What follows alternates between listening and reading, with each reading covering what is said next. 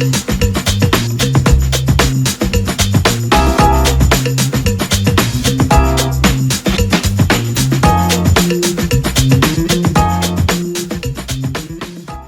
selamat pagi Bapak Ibu yang terkasih dalam Tuhan. Thanks God, kita ketemu lagi dalam Devotion from Nation pagi hari ini. Happy banget, yuk kita doa dulu yuk. Bapa dalam surga, kami bersyukur Tuhan untuk hari ini, hari yang baik yang Kau jadikan. Pagi hari ini kami belajar firman-Mu Tuhan, biarlah pagi hari ini firman ini boleh meremah dan itu boleh mengubah hidup setiap kami. Terima kasih Bapa dalam nama Tuhan Yesus, amin. Pagi hari ini saya mengajak teman-teman semuanya kita sama-sama sharing, kita sama-sama buka pikiran, kita buka hati kita membahas apa sih surga itu. Kalau ditanya apa sih surga itu, pasti kita akan menjawab bahwa surga itulah tempat kediamannya Allah, amin. Surga adalah tempat di mana Tuhan kita berdiam, betul? Yes, itu betul sekali. Surga adalah tempat di mana Tuhan kita ada. Surga adalah tempat di mana nanti ketika dunia kita berakhir, kehidupan kita selesai, tugas kita di dunia ini, kita akan menuju ke sana. Amin. Ya, kita semua orang percaya bahwa kita akan pulang ke sana. Amin. Tetapi saya mengajak teman-teman, yuk kita juga lihat perspektif yang lain, makna dari surga itu apa, karena banyak sekali hal-hal yang sangat baik sebenarnya, yang begitu ajaib ketika kita tahu bahwa surga itu tidak hanya sekedar tempat yang nanti kita tuju. Surga itu tidak hanya sekedar tempat di mana Tuhan Allah berada, tapi surga itu juga jati diri. Surga itu juga bicara tentang kewargaan kita, amin, tentang identiti kita. Oke, dalam Kolose 1 ayat 13-14, Ia telah melepaskan kita dari kuasa kegelapan dan memindahkan kita ke dalam kerajaan anaknya yang kekasih. Di dalam Dia kita memiliki penebusan kita, yaitu pengampunan dosa. Oke, Tuhan menebus kita bukan hanya oleh kematiannya, tapi juga karena kebangkitannya. Tuhan kita bangkit, amin. Dan kita yang percaya kepada kebangkitannya Tuhan, itu sudah berpindah dari kuasa kegelapan kepada kerajaan anaknya yang kekasih. Maksudnya apa? Itu artinya kita sudah berpindah dari warga dunia ini menjadi warga surga. Oke, kita semua orang percaya pada kebangkitan Tuhan, kita semua tuh sudah ada di surga. Tetapi secara legalitas, tetapi secara jati diri dan identity belum, tubuh atau lahiriah belum, karena kita masih hidup di dunia ini. Tubuh kita masih ada di dunia ini, amin.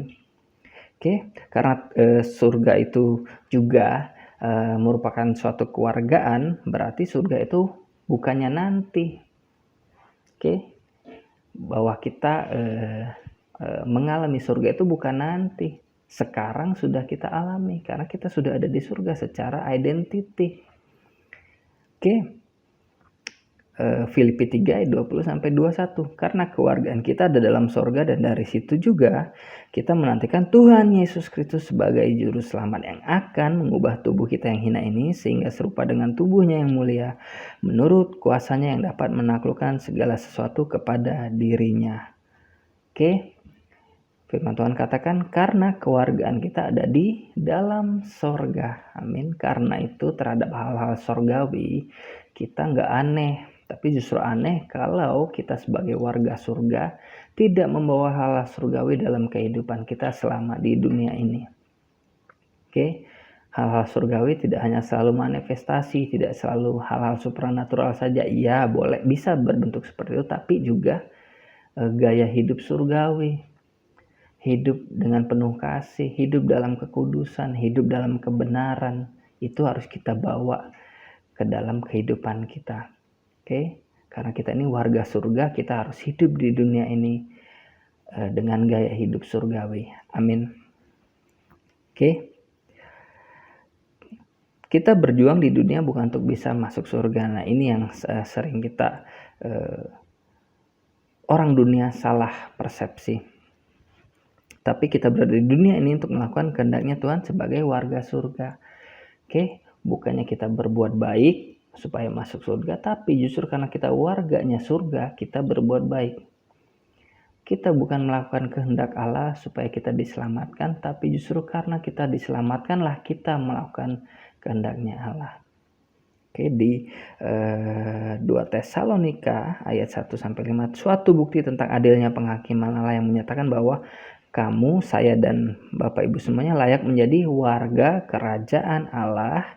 Kamu, kita yang sekarang menderita karena kerajaan itu. Jadi kalau kita berjuang, kalau kita menderita, kalau kita berbuat baik, itu bukan supaya masuk surga, justru karena kita ini adalah warganya surga. Oke. Kita berjuang, kita menderita karena kerajaan itu, kerajaan Allah. Oke. Surga bukan diperjuangkan, kita tidak bisa memperjuangkan surga. Karena surga bukan sesuatu yang didapatkan. Oke, itu bukan hasil usaha, tapi itu diterima oleh anugerah. Efesus 2 ayat 6-10, dan di dalam Kristus Yesus Ia telah membangkitkan kita juga dan memberikan tempat bersama-sama Dia di sorga. Sekali lagi peneguhan bahwa oleh karena kebangkitan Kristus Yesus, kita yang percaya kita juga turut dibangkitkan dan kita sudah berada bersama-sama dengan Tuhan di surga. Oke, kita sudah mendapat tempat supaya pada masa yang akan datang Ia menunjukkan pada kita kekayaan kasih karunia-Nya yang melimpah-limpah sesuai dengan kebaikannya terhadap kita dalam Kristus Yesus. Sebab karena kasih karunia kamu diselamatkan. Itu bukan hasil usahamu, tetapi pemberian Allah. Oke? Itu bukan hasil pekerjaanmu, itu bukan karena kamu berjuang. Jangan ada orang yang memegahkan diri, karena kita ini buatan Allah, diciptakan dalam Kristus Yesus untuk melakukan pekerjaan baik yang dipersiapkan Allah sebelumnya supaya Ia mau supaya kita hidup di dalamnya. Oke, sekali lagi jangan terbalik. Kalau orang dunia pemahamannya adalah banyak berbuat baik, banyak berbuat amal supaya bisa masuk surga. Tapi kita orang percaya, kita terima itu, kita percaya oleh karena kebangkitan Kristus Yesus. Tuhan Yesus yang sudah berjuang, Tuhan Yesus yang sudah mati di kayu salib, dan Tuhan Yesus yang sudah bangkit dari maut. Itu yang membuat kita bisa menerima surga itu. Tetapi kita sebagai orang percaya, kita berbuat baik bukan supaya masuk surga, justru karena kita adalah warga surga, kita berbuat baik. Oke. Kita melakukan kehendak Tuhan itu bukan supaya kita bisa masuk surga, tapi justru karena kita adalah warga kerajaan surga, warga surga, oleh karena diberi oleh Tuhan, oleh karena kepercayaan kita kepada kebangkitan Yesus, kita harus melakukan kehendak Allah di balik pola pikirnya. Amin. Karena itu yuk kita harus hidup di dunia ini dengan membawa nilai-nilai surgawi, melakukan kehendaknya Allah. Kita harus sadar bahwa surga itu nanti memang kita akan tuju, tapi sekarang juga kita harus merasakan, kita juga harus menghidupkan kehidupan surgawi even kita masih di dunia ini. Amin. Oke, jadi kalau ada seorang Kristen yang tidak bisa masuk surga, orang percaya, itu jadi bukan karena dia gagal berjuang, itu juga bukan karena dia kurang berbuat baik, itu bukan karena dia kurang melakukan kehendak Tuhan dan sebagainya, tidak. Karena kita tahu pengertian Tuhan surga tadi dari awal bahwa Tuhan sudah bangkit dari kematian dan membuat kita yang percaya sudah dipindahkan. Kita semua sudah ada di surga secara legalitas dan jati diri. Tapi ketika kita memutuskan untuk tidak mempertahankan kewargaan itu dengan hidup kembali lagi ke dalam kegelapan, hidup dalam dosa, itu yang membuat kita bisa kehilangan surga itu. Oke? Karena ketika Tuhan sudah memindahkan kita kepada kerajaannya, dan kita memutuskan untuk melepaskan identity itu, melepaskan surga itu dan kembali kepada kegelapan dan hidup dalam dosa, itu yang membuat kita kehilangan. Itu yang membuat kita gagal untuk mempertahankan surganya. Bukan karena kita kurang berjuang, bukan karena kita kurang berbuat baik. Amin. Karena itu dengan yakin kita bisa percaya bahwa kita akan pulang nanti suatu saat ke dalam surga, sebab kita sekarang sudah di surga. Kita tinggal pulang ke surga. kita tidak pergi ke surga, kita pulang ke surga. Di Yohanes 14 ayat 2-3, di rumah Bapakku banyak tempat tinggal. Jika tidak demikian, tentu aku mengatakannya kepadamu, sebab aku pergi ke situ untuk menyediakan tempat bagimu. Dan apabila aku telah pergi ke situ dan telah menyediakan tempat bagimu, aku akan datang kembali dan membawa kamu ke tempatku, supaya di tempat di mana aku berada, kamu pun berada. Di mana sih tempat Yesus berada? Ya, surga. Oke, Tuhan katakan di tempat di mana dia berada, kita akan berada. Dan Tuhan sudah siapkan tempat bagi kita di sana. Tuhan akan datang kembali dan bawa kita ke sana. Amin. Karena itu pagi hari ini teman-teman, saya mengajak teman-teman, ayo kita hidupkan kembali makna dari surga itu. Bukannya nanti ketika kehidupan kita berakhir baru kita merasakan surga, tapi kita harus sekarang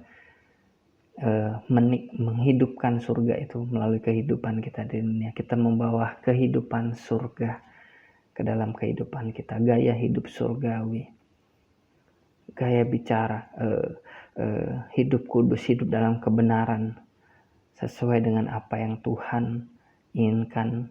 Ketika Tuhan Yesus mengajarkan murid-muridnya untuk berdoa, Tuhan ajarkan, Bapa di surga, dikuduskan namamu, datanglah kerajaanmu, dan jadilah kehendakmu di atas bumi seperti di dalam surga. Amin.